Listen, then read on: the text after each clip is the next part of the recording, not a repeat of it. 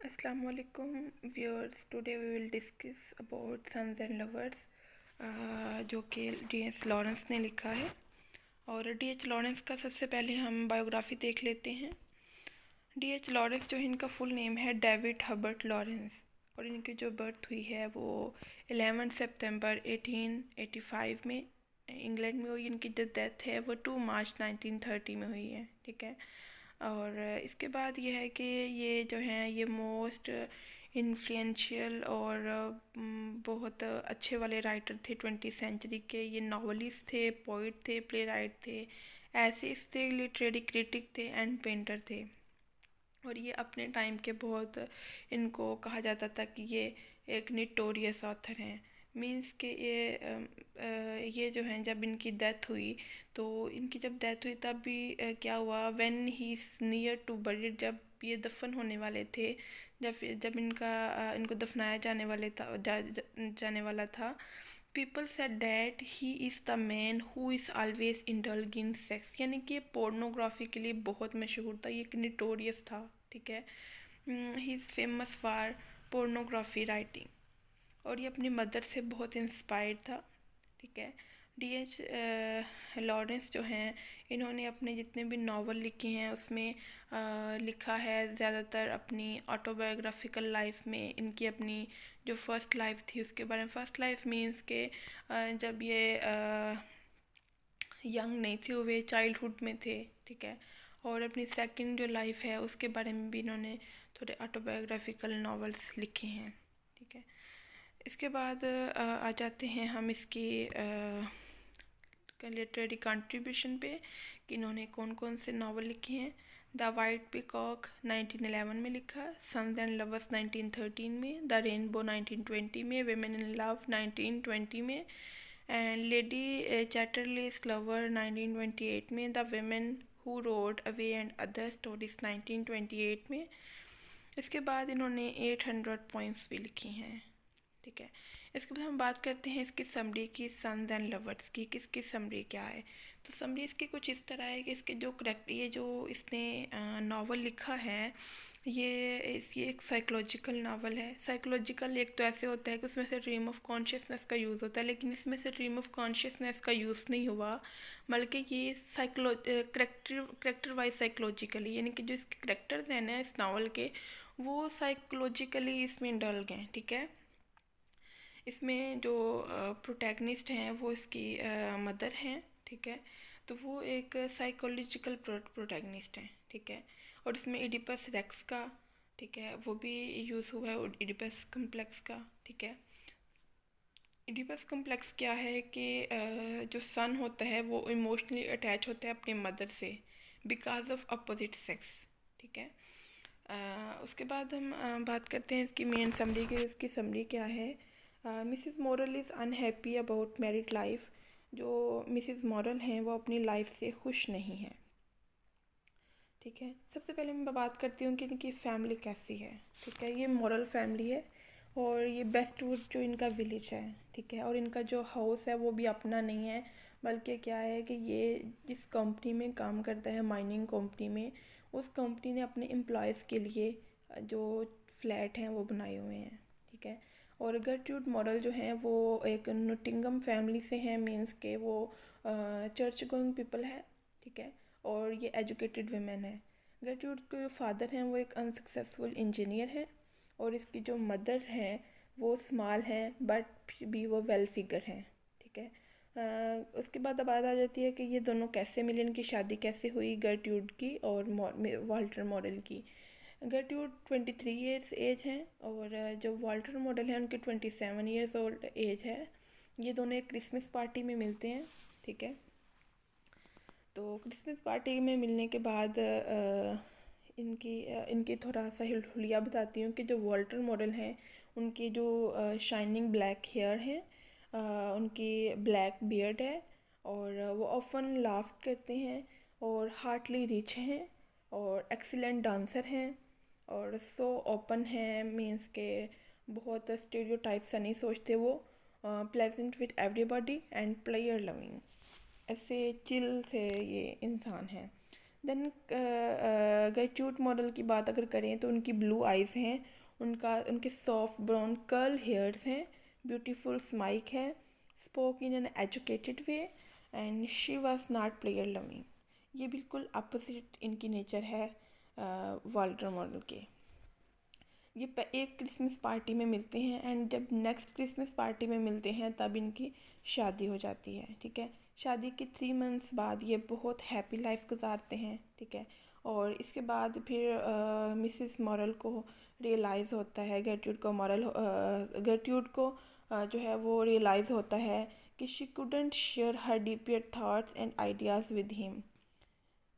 इसको सबसे पहला शॉक कब लगा जब इसने देखा कि इसके जो फर्नीचर है घर के उसका अभी तक बिल जो है वो क्लियर नहीं किए इसके हस्बैंड ने, और इसका जो घर है वो भी इसका अपना नहीं है। यानी कि सब कुछ वाल्टर मॉरल ने इसको पहले नहीं बताया था, सब कुछ इसको बाद में पता चलता है, तो ये बहुत शॉक में जाती है, ठीक है।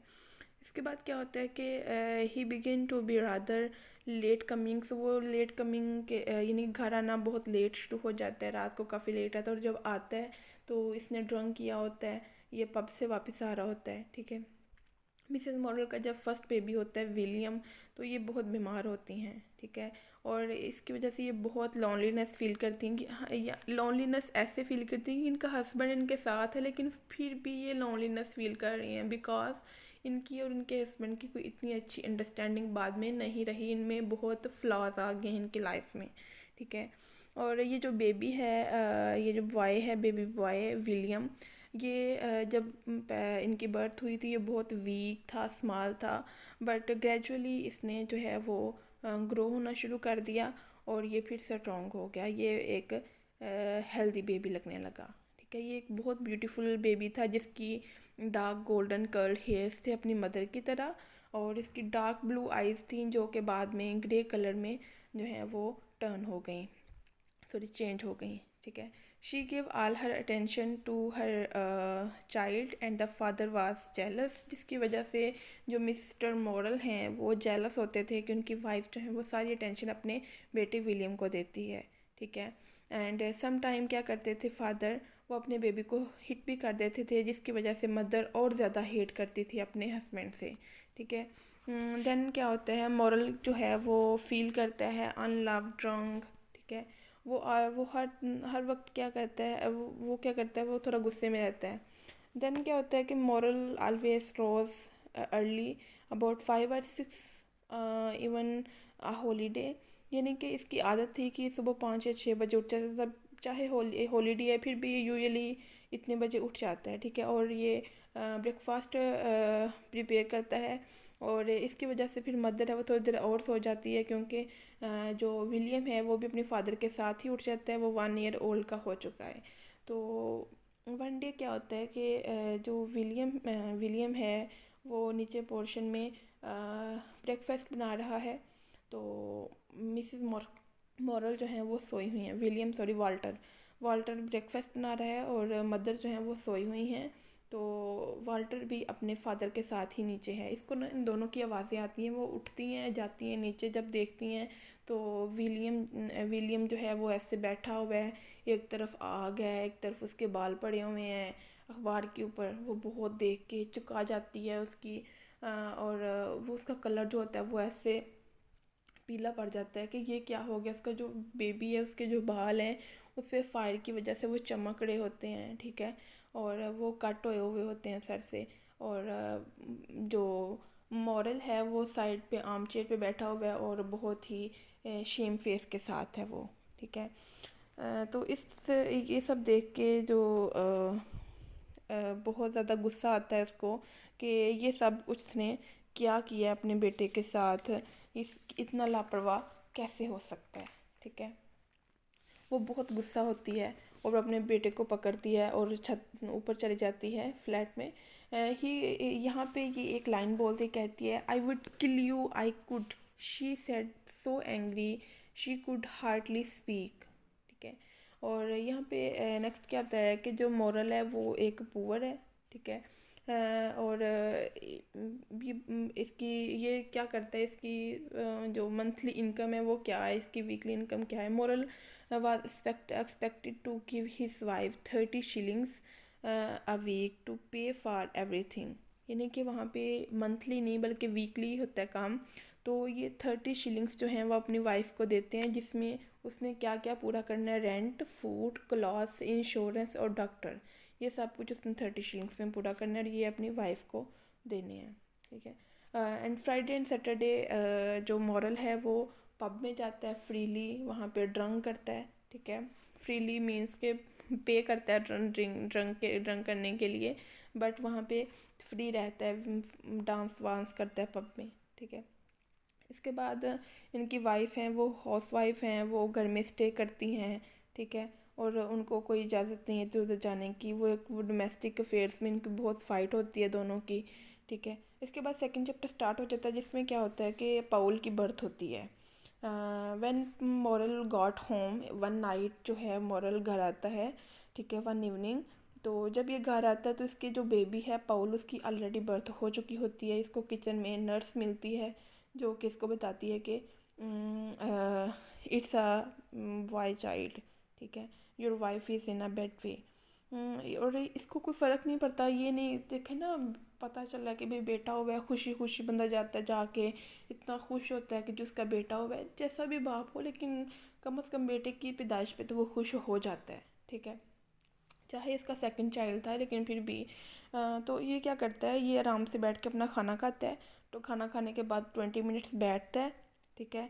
और जब ये सोचता है कि ठीक है अब, तो फिर भी जब ये जाता है, ये अनविलिंगली, ये ना चाहते हुए जाता है अपनी वाइफ के पास बेडरूम में, और जाके तो उसकी हेल्थ के बारे में पूछता है, बेबी के बारे में पूछता है, बट ये उसको वाइफ को पता होता है कि ये जस्ट प्रिटेंड कर रहा है, ये इंटरेस्टेड नहीं है इसमें, ठीक है। She know longer loved her husband, इस वजह से वो अपने हस्बैंड ज़्यादा देर प्यार नहीं कर सकी, ठीक है।